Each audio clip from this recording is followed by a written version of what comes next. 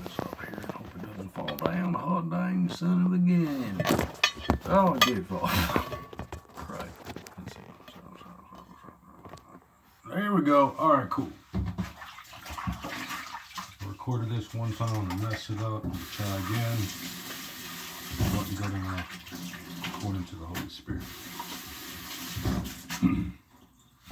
I didn't say my usual shalom. How you doing? It's the end of the year. Happy New Year! Yeah! New decade, actually. It's been 10 whole years. We're in a brand new decade.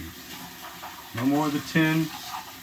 Now we're in the 20s. This is the part where they say the whole world's going to end and all that stuff. That's according to the Gregorian calendar. We still have the Jewish calendar. We have the Muslim calendar and all that other stuff. Hindi calendar, if there is such a thing.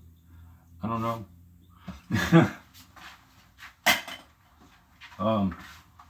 Nobody would tell me. I've even asked. Nobody would say anything.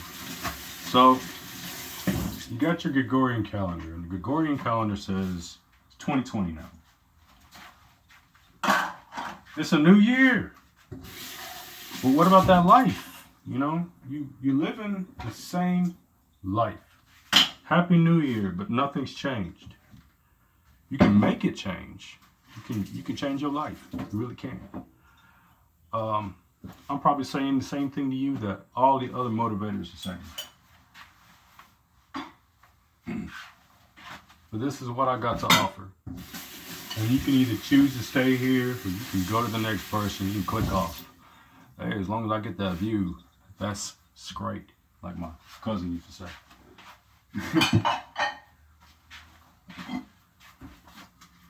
But I do want to tell any of you who are still here, who's still viewing these videos, who's still looking,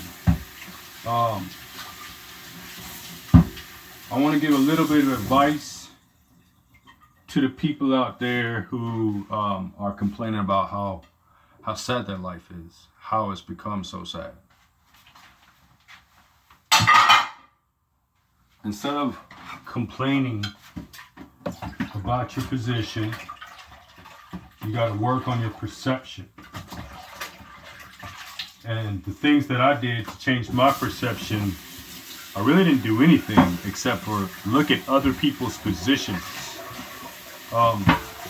It's kind of what the king did a long time ago. He would send his children out into the village, dressed as common people, disguised as common people, to hear what other people had to say about what was going on, what their view was of the king, what their view of the prince or the princess, how things were being run so that it could change the way that those things are.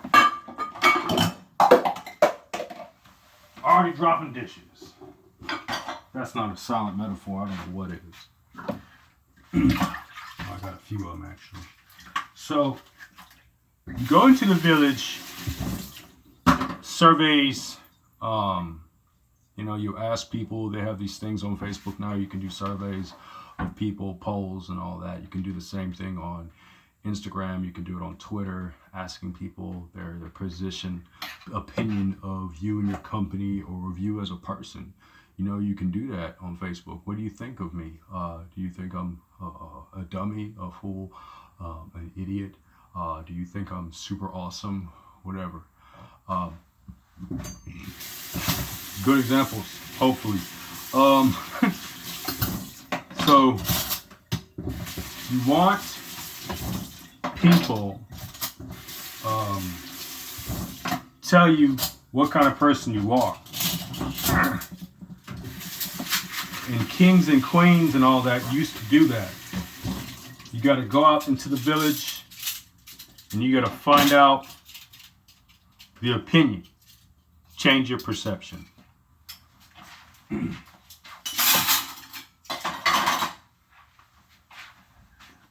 Instead of going to the rest of this new year with a negative perception that your life is terrible, you got to understand and look at it the way that I'm looking at it. This is how I look at it, at least. God loves me. And God loves you. God loves all of us.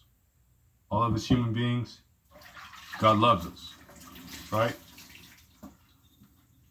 And you've heard that plenty of times in your life. But what you probably haven't heard is, why does he love you?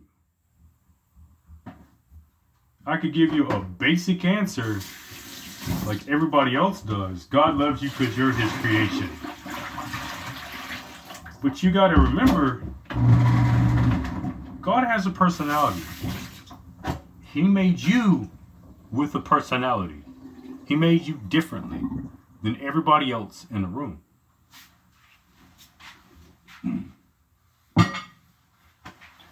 Not one person is exactly the same as the other person next to them. Everybody is different. You're different. And you know what? That's great. I went to high school and I saw a lot of kids. You know, when I was in high school, that sounds weird, but when I was in high school, everybody wanted to wear Nike and Adidas. And you were either part of the Adidas crowd or the Nike crowd. And you had the poor kids, and they didn't have nothing. They weren't part of no kind of crowd. My dad, we were poor, but my dad, he wanted us to not be poor. He worked his butt off so we could be upper middle class. We were middle class, eventually. My dad had a go-get-it attitude. He didn't want his kids to be poor. He didn't want his kids to be at the bottom. He just didn't. You got your jerks out there in the world who do want you to be at the bottom. But that's just because the people of the world want you to look up to them. But I mean, what do you got to offer that's different from God? Nothing really. To be perfectly honest. I gotta get to this dingy, dirty pot now. Gross. So, back to the original subject. I'm trying to wing it. I'm not trying to go off the script. You haven't noticed. So you're down there at the bottom. You want to get to the top. You got to think about, okay, why is it that God loves me? What am I good at that is different from everybody else? What is it that God put in me, in my personality, that's different from everybody else's personality that he loves so much about me? Well, one thing you can do is ask him to show you what makes you different from everybody else's. And you can build off of that. You can work off of that. You can work really hard off of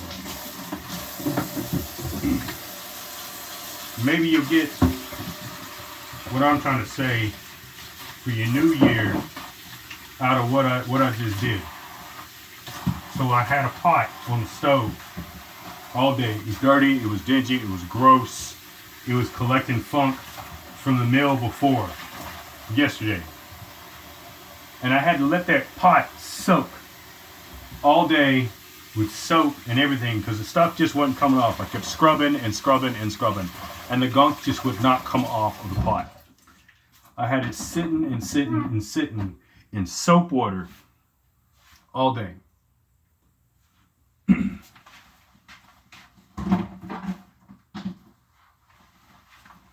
Here it is, like 5 or 6, and I just pulled this pot aside and I washed it, and all the scum, all the gross stuff, all the funk, all the oil, all the hot spices, everything just poured right out. Came right out. I just wiped the rag in there and it came out. So you got to apply, hopefully it'll help you, you got to apply that to your life. I don't have a specific one single Bible verse for that though, because I don't have time to read the entire Bible to you right now. I know that there are plenty of Bible verses for this whole thing, but I know that God can help you out of this position. I know that Jesus is the way, the truth, and life. I know that Jesus said that if you pray for it, and ask for it, he'll give it to you. He'll help you with it. If it's impossible for you to get, he'll help you get it.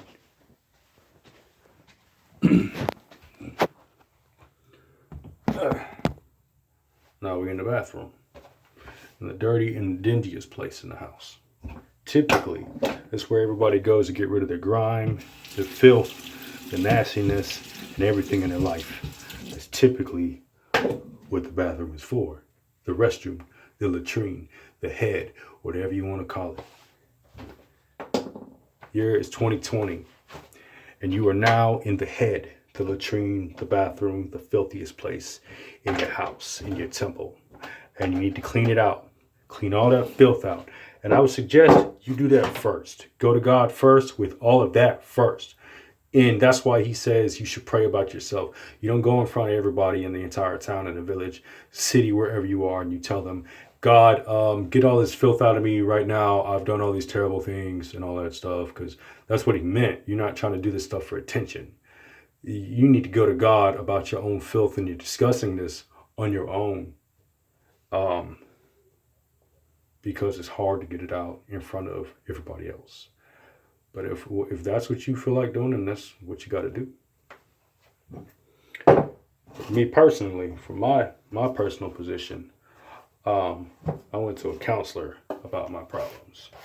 And I go to a counselor about my issues. And I believe that everybody needs to do the same thing. We can't have this boomer mentality. What they call it is the boomer mentality. We can't have this mentality, or old timer mentality.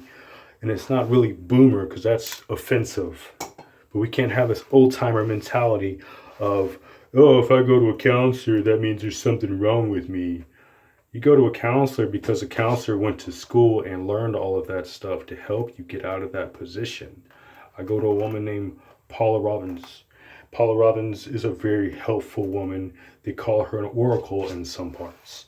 And in the faith, she's an advisor. In our faith, she's an advisor. She's very helpful here in Jacksonville, Florida.